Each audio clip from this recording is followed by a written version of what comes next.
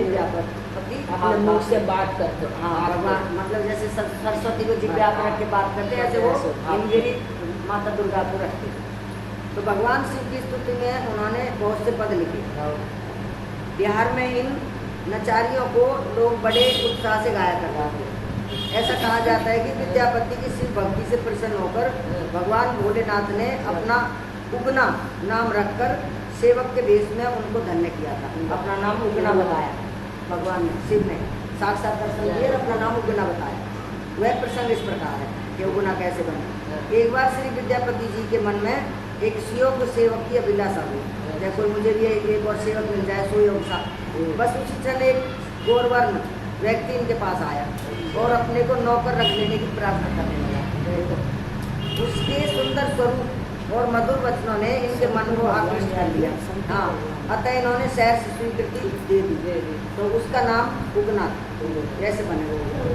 अब उगना इनकी समस्त सेवाएं करता। एक दिन ये उगना को साथ लिए कहीं जा रहे थे। मार्ग में इन्हें प्यास लगी, तब उगना को जल लाने को कहा। तो उगना थोड़ी दूर जाकर वृक्षों के झुरमुटों में से लोटा भर लाया। वो तो भगवान थे, कहीं भी जाके उनसे थोड़ा सा 80 फुट के गंगा भैया। हाँ, तो इन्होंने जलपान किया तो गंगा जल का सा स्वाद आया। वो झुरमुट में छुप के अपनी गंगा से भर लाया, तालाब में जाने की जरूरत थोड़ी थी। अब उसमें गंगा जल का स्वाद आया तो चकित हो गई कि यहाँ गंगा जल कहाँ से आया। पूछा तो उगना ने कहा यही पास ही से लाया हूँ। तो उगना के उत्तर से उन्हें संतोष नहीं हुआ, ये गंगा जी यहाँ पर कहाँ से आ गई, तो गंगा का है। तो श्री विद्यापति ने नेत्र बंद कर किंचित ध्यान किया कि ये कहाँ से जल लेके आया। जब नेत्र खोला तो इन्हें उगना की जगह भगवान शिव के दर्शन। ये भगवान शिव के चरणों में लोटपोट हो गए और श्री शिव जी की जटाओं से गंगा की धारा बह रही थी। तो ये भगवान शिव के चरणों में लोटपोट हो गए।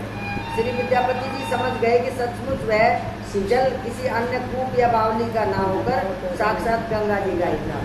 तो श्री शिव जी ने कहा कि विद्यापति जी मुझे आपके साथ रहने में बड़ा सुख मिलता है, अतः मैं ही उगना के रूप से आपकी सेवा में रह रहा था। अभी भी मैं आपके ही साथ रहना चाहता हूँ, परंतु देखना यह रहस्य किसी से प्रकट ना करना। मैं अभी भी तुम्हारे साथ रहना चाहता हूँ। इतना परमानंद को भी ना कल एक औरत आई थी, कहाँ से, जम्मू से, तो बता रही थी कि मेरे को ना सपने में महाराज जी ऐसा ऐसा वरुण और मेरे को ऐसा ऐसा कहा गया, तो मैं क्या करूँ। तो बोले बच्चा कुछ मत करो, इस बात को यहाँ तो आपने कह दिया, इसको बिल्कुल गुप्त कर दो, जो आपको दिखाया सब ठीक हो जाएगा। और नाम का सारे रोगों की औषधि नाम। अरे तो नाम प्रभाव जान बन रहा हूँ, प्रथम पूज्य नाम प्रभाव। गणपत में राम लिख के तो करा था परिक्रमा, तो प्रथम पूज्य हो गए देवताओं में। नाम के तो बहुत महंगा। तो इतना कहकर भगवान शिव जी उन्हें उगना रूप में हो गए। परंतु अब श्री विद्यापति जी और उगना में पहले जैसा स्वामी सेवक का भाव है। अब सेवा करवाने में जोर पड़ रहा था, जब तो नौकर समझ के करवा रहे थे। अब तो यह निर्णय करना कठिन हो गया कि कौन स्वामी है कौन सेवक है। हाँ, अब सेवक के साथ इस प्रकार का बर्ताव श्री विद्यापति जी की पत्नी को अच्छा नहीं लगा कि ये अपने चिड़ने नौकर के साथ ना, अतः वह उगना से चिड़ने लगे। कि ये मतलब नौकर है तभी इस पे इसको एकदम स्वामी बना दिया, तो वो ऐसे चिड़ने लगे। इसीलिए तो कहते हैं नारी स्वभाव सत्य कभी कहाई, अवगुण आठ सदा उड़ रही। अवगुण औरत में आठ सदा रहता है। एक दिन तो किसी कार्य में किंचित देर हो जाने पर वे उगना को जलती हुई लकड़ी लेकर मार ले। यह देखकर विद्यापति जी से रहा नहीं गया। वे बोली पड़े करे अधम, तू मेरे इष्ट देव देव महादेव को मारने दौड़ रही है। पत्नी तो जहाँ की तार रुक गई, इतना सुन। हाँ, परंतु उगना जो के अंतर आज बोल दिया ना, तो विद्यापति जी को उगना का वियोग जो है व्याप गया। उस समय इन्होंने यह पद गाया, उगना रे मोर कतई गेला। ये आपकी भाषा के उगना रे मोर कतई गेला, उगना रे मोर कतई गेला, कते गेला शिव की दऊ गेला, कते गेला शिव। ये बिहार की भांग नहीं बटुआ रूसी बैसला, भांग नहीं बंडुआ रूसी से लाए। नाम नहीं है बटुए में, हाँ, पहले में। चुई हेरी आन देन हंसी उठ लाए, जे मोर कहता उगनाऊं देश, ताई देव होकर कंगना बेस, नंदन वन में बेटल महेश, नंदन गौरी मन हर्षित मेटल कलेश, गौरी मन हर्षित होकर कलेश में विद्यापति बन उगना सो काज, नहीं हित कर मोर त्रिभुवन राज। ये कहते त्रिभुवन में कह जाओ, मैं त्रिभुवन का राज नहीं करूँगा। हाँ, विद्यापति उगना सो काज कर, विद्यापति ने उगना कर काम कराया। ये कहना सरल नहीं था कि विद्यापति शैव थे या वैष्णव। अब उन शैव कहो या वैष्णव कहो, शैव को कहते हैं या किसी भक्त होते हैं, वैष्णव जो होते हैं उनके, और उनके अंदर दोनों की भक्ति दोनों की कर रहे, दर्शन शिव के हो रहे तो उनको, पर उनकी सरस पदावली से उनकी श्री कृष्ण और राधा के प्रति भक्ति और दृढ़ आस्था प्रकट होती है। जो पदों में गाते थे वो उसमें इनकी भक्ति प्रकट होती थी, साक्षात में इनकी भक्ति प्रकट हुई। उन्होंने भक्ति भाव से सने प्रेम, विरह, मिलन, अभिसार और मान संबंधी अनेक सरस पदों की रचना करके अपने श्री कृष्ण भक्ति की उज्ज्वल पताका का फहराई। हाँ, श्री कृष्ण ही उनके आराध्य देव थे। उनके पदों में भक्ति सुलभ सरलता और माधुर्य का सुंदर समन्वय मिलता है। अब यूँ कहने लगते हैं हम उसकी वो पूजा करेंगे तो वो तो नहीं रूठ जाएंगे, हम ऐसा कुछ नहीं। अब ये देखो कर रहे हैं वो राधा कृष्ण जी मिल रहे हैं उनको शंकर जी, तो वो कोई रूठे थोड़ी है, सब एक ही है, एक ही शक्ति सब। तो श्री कृष्ण ने उनके श्रृंगार माधुर्य, उनके पदों में भक्ति सुलभ सरलता और माधुर्य का सुंदर समन्वय मिलता है। श्रृंगार और भक्ति का इतना मधुर समावेश अन्यत्र कठिनता से हुआ। उन्होंने अपने पूर्ववर्ती महाकवि गीत गोविंदकार श्री जयदेव जिन्होंने गीत गोविंद लिखा था, पूर्ण रूप से अनुगमन करके अपने अभिनव जयदेव नाम की सत्यता चर्चा की। कवि शेखर विद्यापति ने अपने उपास्य का निम्नलिखित पद में जो ध्यान किया है उससे उनके रंगीले हृदय की रसीली भक्ति का पता चलता है कि वो भगवान के रंग में कितने लगे। हाँ, नंदन नंदक नंदन कदम्बक तरु धरे, धीरे धीरे धीरे मुरली बजाओ, समय संकेत निकेतन बैसल, गैरी गैरी गैरी गैरी बोटी पठाओ, सामरी तोरा लगी अनखने, दिगल मुरारी जमुना के तीरे उपवन, उबगे गल फिरी फिरी तो नहीं हारी, कोरस दिखे अबैते जायते जन जन पूछ बन मारी, हो हे मतिमान सुमति मधुसूदन, वचन सुनाऊं किछु मोरा, कन्हई विद्यापति सुन बर जोवती बंधव नंद किशोरा। ये उनकी रंग भगवान के रंग। अब विद्यापति रसिक भक्त महाकवि और प्रेमी थे, उनको गए 500 साल से अधिक समय हो गया, इस धरती से 500 साल से अधिक हो गया, तो भी श्री कृष्ण भक्ति की सरसता की साहित्य जगत में महिमा मैथिल कोकिल की काव्यवाणी में प्रकट होकर उत्तरोत्तर सम्मानित होती जा रही है। उनकी जो कथाएं वो आज भी अच्छे से मैथिली भाषा में उनकी ज़्यादा मैथिली में तो प्रकट हो गई, सम्मानित हो गई। बोले वृंदावन बिहारी लाल की जय। अब श्री ब्रह्मदास जी, श्री ब्रह्मदास जी श्री राधा कृष्ण युगल सरकार के अनन्य भक्त थे। आप अपनी कविता में सदैव श्री कृष्ण लीला का ही गान करते थे। जन समाज में आपकी कविता का बड़ा आदर था। आपका परमोत्कर्ष एक प्राकृतिक कवि से सहा नहीं गया। अच्छा, इतना ऊंचाई पे कैसे पहुंचे? हाँ। उसने आकर आपसे व्यर्थ का विवाद उठाना कि यदि काव्य की कसौटी पर कसा जाए तो मेरी कविता किसी भी दृष्टि से आपकी कविता से हीन नहीं थी। दोनों में आपस में विवाद कर, उन्होंने तो नहीं किया, उसने किया। हाँ, यदि कोई त्रुटि मेरी कविता में हो तो आप ही बतलाएं।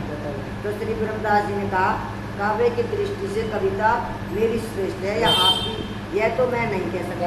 काव्य के हिसाब से भाई कविता में तो कुछ भी लिख सकता कोई, परंतु इतना मैं निश्चय पूर्वक कहता हूँ कि मेरी कविता का जो वर्ण है विषय आपकी कविता के से अनंत गुना श्रेष्ठ है। जो शब्द उनके वो होंगे ना, मैंने अपनी कविता में सच्चिदानंद घन भगवान श्री कृष्ण की शास्त्र लीलाओं का गान किया है।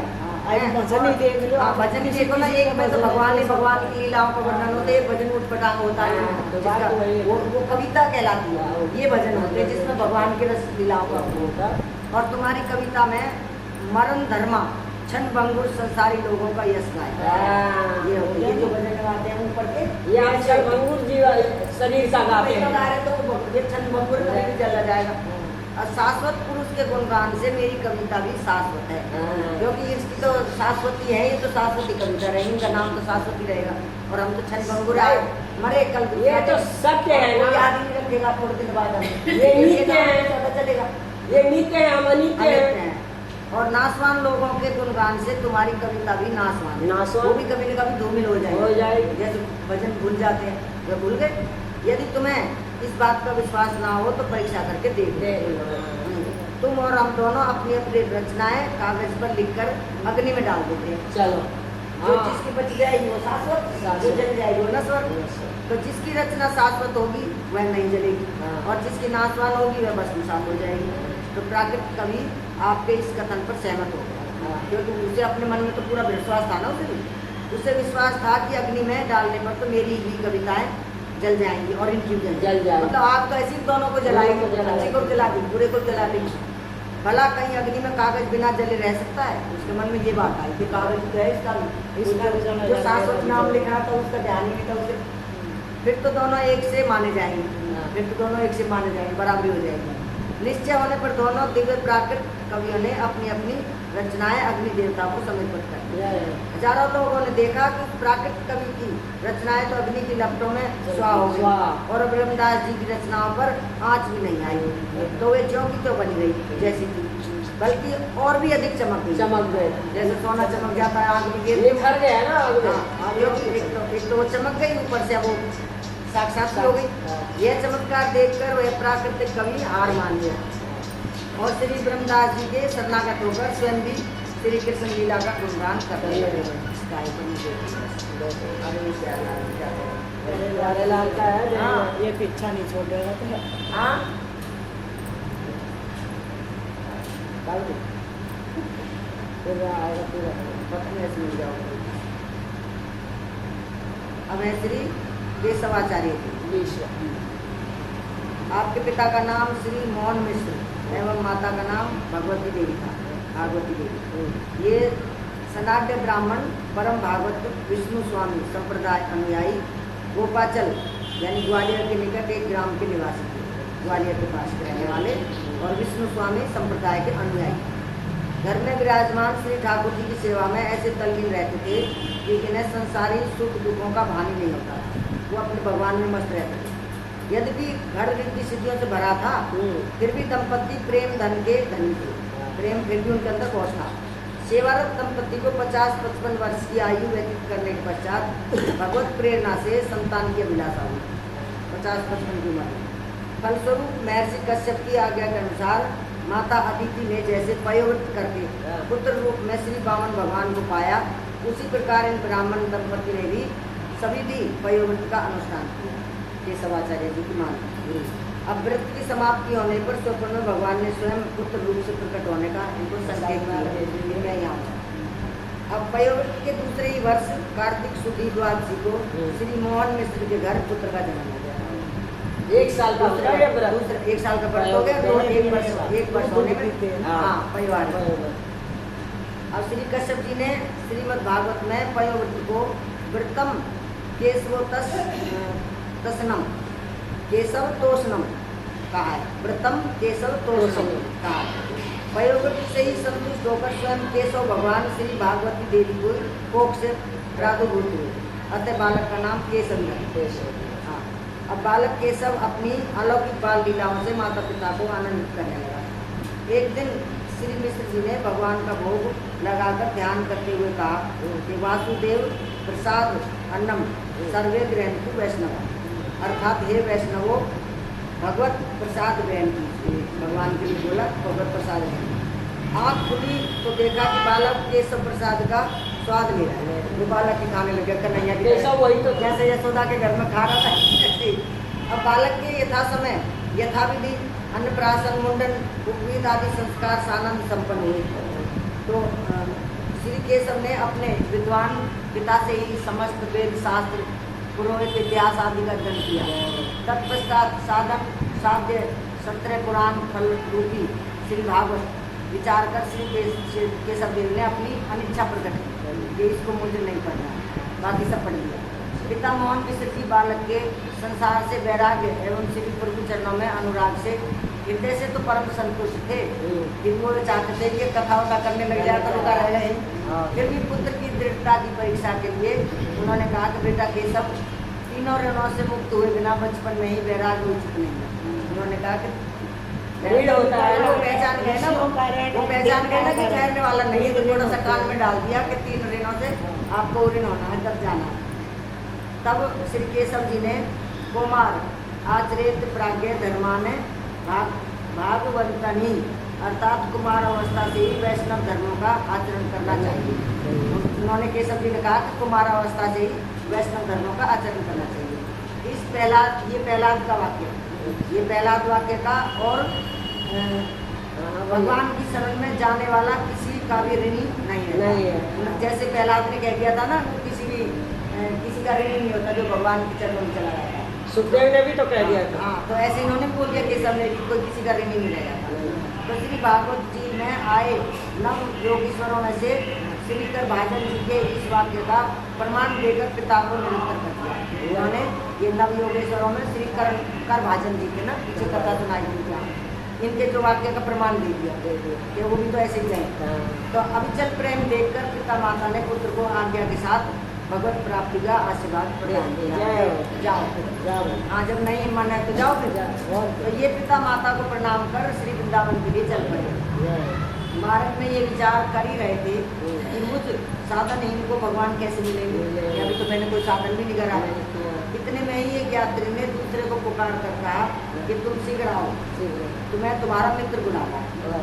इस भगवत प्रेरित वाक्य से इन्हें विश्वास हो गया कि मुझे अवश्य श्री प्रभु मिलेंगे और शीघ्र ही मिलेंगे। तो वो बात ही उनको गुण करेगी, गुरु का काम करेगी ये बात। फिर तो मन में श्री प्रभु मिलन संबंधी अनेक मनोरथ जोर उनको उठने लगे कि अब मैं प्रभु से मिल सकता हूँ। महाराज जी कहते हैं कि मैं भी जब बचपन में था, 12 साल की उम्र में था, 13 साल में, तो मैं गंगा के किनारे घूम रहा था, तो मुझे एक शराबी मिला। वो शराबी का वचन मेरे ने आज तक वो मैंने उस दिल में रखा हुआ। उस शराबी ने पता क्या कहा, बोला कहाँ घूम रहे हो, जवान अवस्था में, थोड़ा कुमार अवस्था हो गई थी, तो कह रहे मुझे लेके गया पकड़ के। वो बोले मैंने सोचा शराबी घूम कर रहा है, मैं अभी अब चुप चुप निकलने लगा। बोला निकल मत जरा, ऐसे बोला, बना फिर बाबा जी। तो बोला फिर क्या बोला, बोला मंदिर के पास ले जाकर बोला ये क्या है, बोला मूर्ति किस चीज़ की बनी है, बोला पत्थर की। बोला छेनी मार मार के इस पत्थर के टुकड़े को भगवान बना दिया और ये टूटा नहीं। तुमने आज से संन्यास ले रखा है ना, आज के बाद तो टूटेगा नहीं। किसी शराबी के संदेश। तो वो कह रहे हैं शिक्षा तो कहीं से भी मिल सकती है। कह रहा वो बात मैंने पकड़ ली, मेरे पिता कितने भी बुरे दिन आए, कितने भी बुरे दिन आए, बस यही बात याद आती कि तुझे टूटना नहीं। बोले जो टूटता नहीं है वही भगवान, आज भगवान ही बन गए। और देखो उस शराबी की बात को आज भी याद करते हैं। घर में वो शराबी दूसरा जो आज तक कितना, अरे वो भगवान ही रूप था। वृंदावन के लिए जा रहे थे वो, तो मंदिर के पास छोड़ के उसने मैं तुझे फिर देना, बोला वो लेने भी ना आया कोई। हाँ, इतनी बढ़िया बात बता के चले गए वो, और क्या चाहिए। अब जो है हाँ, विश्वास हो गया कि मुझे अवश्य श्री प्रभु मिलेंगे। फिर तो मन में श्री प्रभु मिलन संबंधी अनेक मनोरथ उठने लगे तरह तरह के। अब श्री वृंदावन पहुंचने पर इनका ऐसा प्रेम उमड़ा कि प्रभु दर्शन के बिना इनका एक क्षण युग के समान दिखने लगा कि मुझे कब भगवान मिले, कब भगवान मिले। आंखों से अविरल अश्रु प्रवाह होने लगा। ऐरनिस प्यारे के विरह में बेचैन रहने से खान पान एकदम छूट गया, शरीर अस्थि पंजर मात्र शेष रह गया और दर्शन की लालसा से प्राण देह में अटक रहे थे। बस दर्शन की लालसा थी तो प्राण जो कहीं रुके हुए थे। क्षण क्षण में मूर्छा आने लगी, जब कुछ शरीर में आई नहीं तो आएगी मूर्छा। उधर भक्त का विरह भगवान को भी असह्य होने लगा कि अब नहीं सहा। तब श्री प्रभु की प्रेरणा से गैवर निवासी श्री ज्ञानदेव जी ने आकर इन्हें मूर्छा से सचेत किया और मंत्र दीक्षा देकर श्री निकुंज बिहारी प्रिया प्रियतम का दर्शन कराया। फिर सांप्रदायिक रहस्य एवं परंपरा बताकर, भाई किसी संप्रदाय में तुम जाना चाहते हो, इसका रहस्य तो जरूरी है जाना, किसी में घुसोगे तो पहले उसके रीति रिवाज तो समझोगे, तो ऐसे उनको बताया। तो गोवर्धन की तलैटी में निवास करके भजन करने की आज्ञा और आशीर्वाद दिया कि श्री हरिदेव जी तुम पर प्रसन्न होकर प्रकट हो, जिससे जीवों का कल्याण होगा तथा श्री हरिदेव जी के साथ तुम्हारे भी सुयश का विस्तार होगा। ये संग हाँ, ये भगत पड़े थे ना हरिदेव जी, तो तुम दोनों का विस्तार हो जाएगा। अब श्री गुरुदेव की आज्ञा सिरोधार्य कर अपने गुरु के वचनों पर दृढ़ विश्वास होना चाहिए। तो श्री केशवाचार्य जी ने श्री गोवर्धन जी का आश्रय ले लिया और गिरिराज गोवर्धन जी में आपका ऐसा अनुराग हुआ कि आपके स्वरचित गोवर्धन शतक में लिखा है कि गोवर्धन जी से परे हम और किसी को नहीं जानते। ये उन्होंने किताब में लिखा। इस निष्ठा के फलस्वरूप श्री श्याम सुंदर नित्य निकट रहते, लीला दिखाते और रसमय वार्तालाप करते, उनके साथ आसपास ही रहते और लीला दिखाते। एक दिन भगवान ने कहा कि मेरा एक श्री विग्रह बिछुआ कुंड के निकट खेत की मेड़ में है, उसे प्रकट करो। इन्होंने हाथ जोड़कर कहा कि वो उस विग्रह के साथ श्री जी नहीं है और मेरी युगल उपासना है, मैं दोनों की उपासना करना चाहता हूँ तथा मैं निष्किंचन हूँ, कभी साग पात और कभी ब्रजवासियों के घर से प्राप्त चुटकी मात्र चून से ही निर्वाह कर लेता हूँ। अतः आप ऐसा कीजिए कि जिसमें मेरे हृदय का भाव भी सुरक्षित रहे और आपकी सेवा भी मैं भी अपराध ना हो, क्योंकि अगर अकेले आपकी मैं सेवा करूँगा तो मेरे को चैन नहीं मिलेगा, अपराध लगेगा, फिर मैं चैन नहीं आएगा तो अपराध लगेगा मुझे। तब श्री प्रभु ने समाधान करते हुए कहा कि केशव, मैं तुमसे आज उस गुप्त रहस्य को प्रकट करता हूँ जिसे आज तक कोई नहीं जानता। मेरे अंदर समाधि हुई है। हाँ, एक बार मैं श्री जी के दर्शनों को गया परंतु दर्शन नहीं हुआ। तब मैंने इंद्र के यज्ञ को भंग कराया और श्री गोवर्धन जी की पूजा कराई। हाँ, वो श्री जी के दर्शन के लिए भगवान गए थे तो उनका दर्शन नहीं हुआ था, महलों में उनके अंदर। इस पर इंद्र ने कुपित होकर वर्षा की। हाँ, उससे ब्रज की रक्षा के लिए मैंने गोवर्धन को धारण किया। उस समय समस्त ब्रजवासियों के सहित श्री जी भी वहाँ आ गई थी। इसी विग्रह से 7 दिन तक मैं श्री जी का दर्शन करता रहा तथा उनके कृपा कटाक्ष बल से श्री गोवर्धन को मैं उठाया। देखो राधा रानी पहुंच गई थी तो भगवान अतः मेरे इस श्री हरिदेव श्री विग्रह को श्री जी से रहित न मानकर श्री जी के प्रेम से ओस प्रोसी माना। आदमी शक्ति है भाई, शक्ति तो बहुत प्रोति समझो। हमारा यह श्री विग्रह परम दया में शरणागत रक्षक एवं इष्ट पूरक है, प्रपूरक। तुम मेरे इस विग्रह की प्रकट कर सेवा करो, मेरे निमित्त किसी से कुछ याचना मत करना। हाँ कि भाई कुछ और मांगो, कुछ मत मांगो। मेरी प्रेरणा से स्वयं कोई कुछ अर्पण कर दे तो उसे स्वीकार करते हैं और फिर धीरे धीरे बन जाएगा भवन जैसे तैसे। अब भगवान के आगे पाकर श्री केशवाचार्य ने लोगों को एकत्रित करके बिछुआ कुंड पर वह स्थान बताया, क्योंकि अकेले जाते तो कोई मानता नहीं, लोगों को बीच में इकट्ठा कर दिया। हाँ, कि जहाँ पे रहता भाई यहाँ खोदो, यहाँ भगवान जी हैं, मेरे को दिखाई दिए सपने में। खोदने पर परम सुंदर मूर्ति दिखाई दी, उसे देखकर वहाँ उपस्थित सभी लोगों के मन में लालच हुआ कि इस विग्रह को मैं अपने घर ले जाऊँ। एक ने कहा कि इस विग्रह को मैं अपने घर ले जाऊँ, जाकर मैं सेवा करूँगा। तो दूसरे ने कहा वाह तुम कैसे ले जाओगे, यह तो मेरे खेत की मेड़ में प्रकट हुआ है, अब आ गया मेरा तेरा है, ये मेरी खेत में हुआ प्रकट, अतः इन्हें मैं ले जाऊँगा। तीसरे ने कहा मैं जमींदार हूँ, मैं गाँव का जमींदार हूँ, इस नाते भूमि गर्भ से प्राप्त वस्तु पर मेरा अधिकार है, क्योंकि सरपंच वहाँ का इसलिए उसका अधिकार है, राजा है, अतः मैं ले जाऊँगा। जिस स्वामी के लिए आए हैं भगवान उसका तो नंबर नहीं आया। हाँ, जब इस प्रकार परस्पर विवाद होने लगा तब श्री केशवाचार्य जी ने दूर हट गए, अगर नहीं कर लेता। किसी विचारवान व्यक्ति ने लोगों को समझाते हुए कहा कि जिस संत ने तुम्हें बुलाकर भेद बताया उससे पूछ कर ही कोई कार्य करो, आपस में करने लगे तुम ले जाओ मैं ले जाऊँ, अन्यथा तन धन और यश की हानि हो जाएगी। भाई उस संत से तो पूछ लो तुम तुम्हें यहाँ लेके आया। तो यह सुनकर उसे फटकारते हुए लोगों ने कहा कि तुमको किसने पंच बनाया, और क्या सही बात है, सलाह दे रहे होता नहीं है। हाँ, तो अपना भला चाहो तो चुप रहो, पंच बनने की जरूरत नहीं है। अब वो बेचारा चुप हो गया, क्या करे। अब इतने में ही आकाशवाणी हुई, ये है संसार। हाँ ये संसार है। देखो अब अकेले आकाशवाणी हुई कि अकेले ही इस श्री विग्रह को जो कोई उठा ले जाए वही सेवा का अधिकारी होगा। भगवान क्या उठाए तुम पे, लोग उठाने लगे बारी बारी, रावण उठाने लगे धनुष की तरह, जैसे धनुष में उठा रहे थे। अब श्री विग्रह ट्रस्ट से मसला हुआ। तब सबने श्री केशवाचार्य जी से उठाने की प्रार्थना की कि भगवान संत महात्माओं तुम ही उठाओ। तो प्रेम मगन श्री आचार्य जी ने जैसे ही स्पर्श किया भगवान छाती से आ लगे। निर्णय हो गया कि भगवान तो इन्हीं के लिए प्रकट हुए, हम लोगों का मोह व्यक्ति था। उन्होंने कहा हम तो बेकार मिला देते हैं। तो श्री केशवाचार्य जी श्री हरिदेव जी को अपनी पर्ण कुटी में ले आए जहाँ वो रहते थे और पधार कर सात्विक भाव से उनकी सेवा करने लगे। ब्रजवासी लोग बड़ी श्रद्धा से दर्शन करने आते और भक्त की महिमा बढ़ाने के लिए एक दिन श्री हरिदेव जी ने खीर भोग आरोपने की इच्छा प्रकट की। हाँ, तब श्री केशवाचार्य जी ने प्रार्थना की कि प्रभु मेरे पास तो खीर की सामग्री का अभाव है और मैं याचना किसी से नहीं कर सकता। और भगवान ने भी मना करा था कि मेरे लिए याचना किसी से नहीं, जो तुम्हारे पास भूखा सूखा मैं वही खाता रहूँगा। तब श्री हरिदेव जी ने राजा भगवान दास को स्वप्न दिया। स्वप्न देश पाकर राजा आए और उन्होंने दर्शन कर अत्यंत प्रभावित हुए। फिर तो उन्होंने श्री हरिदेव जी का विशाल मंदिर बनवा दिया और सेवा लेनी है ना, उसी से लेता भगवान।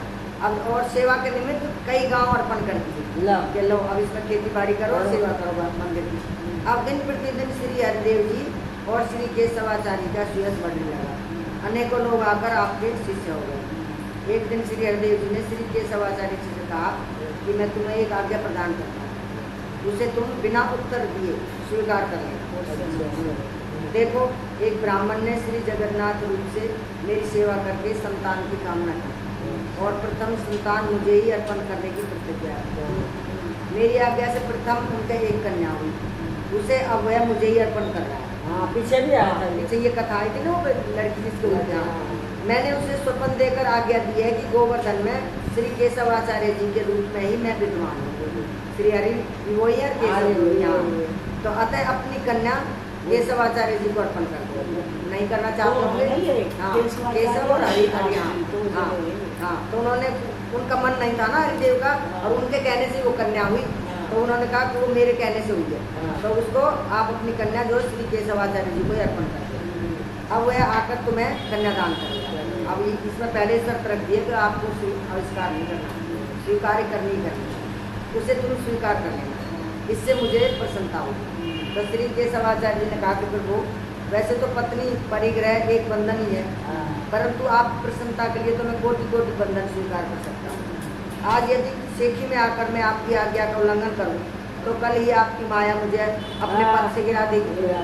तो इससे अच्छा तो मैं पद से गिरूँ तो मैं तुम्हारे कहने से ब्याह कर लूँ। तो भगवत आदेश से ब्राह्मण ने आकर अपनी कन्या शुभ मुहूर्त में प्रदान की। उसे श्री आचार्य ने स्वीकार किया। परम भगवत भक्ता पत्नी पाकर श्री केशवाचार्य जी ने परम संतोष का अनुभव किया कि वो भी परम भक्ता थी, क्यों हुई वो ऐसे थी तो उससे भी। कुछ समय पश्चात आपके श्री परशुराम एवं श्री बालमुकुंद नाम के दो पुत्र, जिनके साथ श्री हरिदेव जी खेलते थे, अब वो दादाजी बन गए ना, और सेवा तथा भोग में उनसे इच्छित वस्तु लाने को कहते थे। कुछ दिन बाद आप अपने पुत्रों को एवं शिष्यों को श्री हरिदेव जी की सेवा सौंपकर उन्हें ज्ञान भक्ति का उपदेश देकर श्री गोवर्धन वास की आज्ञा देकर स्वयं महाभाव में मगन वे समाधिस्थ हो गए और समाधि में चले गए और उनको सेवा दी गई। कभी कभी श्री राधा राधा रटते हुए मूर्छित हो जाते, कभी श्रीमद् भागवत के श्लोकों को गाकर रोते, कभी विरह के पदों का स्वयं उद्गार होता और शरीर जो स्तब्ध हो जाता। कभी राधा कुंड, कभी नारद कुंड, कभी उद्धव कुंड, कभी गोविंद कुंड, कभी पूछरी आदि 7 कोष की स्थलों में विचरते रहते। ध्यान में मानसिक मूक बधिर एवं उन्मत्त की तरह देखते रहते सबको, जैसे कोई गूंगा बहरा हो ऐसे। अब ब्रजरज में लौट कर परमानंद का अनुभव करते, बस अब तो वो और भगवान उनके अलावा कुछ नहीं, ऐसे हो गए। मान अपमान में समान रहते हुए निरंतर श्री हरि चिंतन में तल्लीन रहते। इस प्रकार आपने अपनी पवित्र दिनचर्या से अपने जीवों का अनेक जीवों का उद्धार किया एवं भक्ति का पथ प्रशस्त किया पवित्र आचरण होने से। अब है जी श्री पूरन सिंह जी, ये छोटी सी है, सुन लो बस, फिर कल दूसरी मथुरा मंडल के बाद फिर मथुरा के भक्तों की कहानी आई। इसमें श्री पूरन सिंह जी परम सदाचारी वीर एवं महान भगवत भगत थे। श्री ठाकुर जी आपके इष्ट देव थे। ये आमेर नरेश श्री पृथ्वीराज के पुत्र थे। पूरन सिंह पृथ्वीराज के पुत्र थे। उनकी माता का नाम पदारक देवी था। ये गामड़ी गणेशक जिला सीकर तवराटी की उनकी जो माता। पिता के आज्ञा अनुसार श्री पूरन सिंह जी कार्तिक शुक्ल 11 विक्रम संवत 1554 में आमेर की गद्दी पर बैठे। ये वही होगा महाराणा प्रताप। हाँ हाँ। अब बैठे आप 6 साल 2 मास 23 दिन गद्दी पर रहे। 6 साल तक उन्होंने राज करा। अब अमर रस के शासक रायमल जो शेखा जी के पुत्र थे, इन पर हुमायूं बादशाह के भाई हिंदाल ने जब हमला किया तब निरपति पूरन सिंह जी उनकी सहायता करने गए। उनके पिताजी के दादा करने गए। प्रसिद्ध दुर्ग शिखरगढ़ जो कि त्रिवेणी अमर रस के समीप है, वहाँ पर इन्होंने हिंदाल की विशाल सेना से भयंकर संग्राम किया। असंख्य विदर्भियों का संहार कर माघ सुदी पंचम संवत 1590 विक्रम में धर्म युद्ध करते हुए वीरगति को प्राप्त हो गए। अब वीर भक्तों के इतिहास में आपकी कीर्ति अमर है आज तक। सुजा यानी कि सूरजमल आपके ही सुपुत्र थे।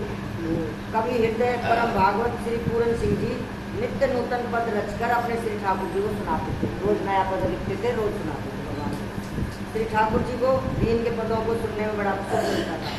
यदि कभी किसी कार्य विशेष की व्यवस्था में श्री पूरन सिंह जी पद नहीं सुना पाते तो श्री ठाकुर जी स्वप्न में इनसे पद सुनाने का अनुरोध करते। आज सुनाया नहीं तो सपने में सुना दे। तो एक बार इस प्रकार का प्रसंग प्राप्त होने पर इन्होंने पद सुनाने का दृढ़ नियम बना दिया कि अब ये सपने में सुन रहे हैं तो इससे अपने रोज सुनाऊंगा चाहे कुछ भी हो। परंतु समय तक नियम अनूठ रूप से चलता रहा। हाँ, परंतु एक बार किसी राज कार्यवश इन्हें पद सुनाने का ध्यान नहीं, ज़्यादा व्यस्त हो गए। जब कार्य से फुर्सत मिली तो श्री ठाकुर जी का दर्शन करने मंदिर में गए, परंतु वहाँ इन्हें श्री ठाकुर जी का श्री विग्रह ही नहीं दिखाया। ठाकुर जी पुजारी से पूछा कि श्री ठाकुर जी की प्रतिमा कहाँ गई? तो पुजारी ने कहा प्रतिमा तो सिंहासन पर ही विराजमान है, जहाँ आप बैठे थे वो वहीं बैठे थे। तो श्री पूरन सिंह जी की समझ में नहीं आ रहा था कि आखिर मुझे क्यों नहीं दर्शन हो रहे, गलती होगी। हाँ, बहुत विचार करने के बाद याद आया कि ओहो मैंने आज श्री ठाकुर जी को पद ही नहीं सुनाया। फिर तत्काल पद सुनाने लगे तो श्री ठाकुर जी भी मंद मंद मुस्कुराते हुए उन्हें दर्शन देने लगे। दर्शन देते बोले वृंदावन बिहारी लाल की जय। अब कल से श्री मथुरा मंडल के भक्तों की कथा। हाँ, कल कब जाएंगे? गोविंद मेरी दिल्ली पहुँच गए।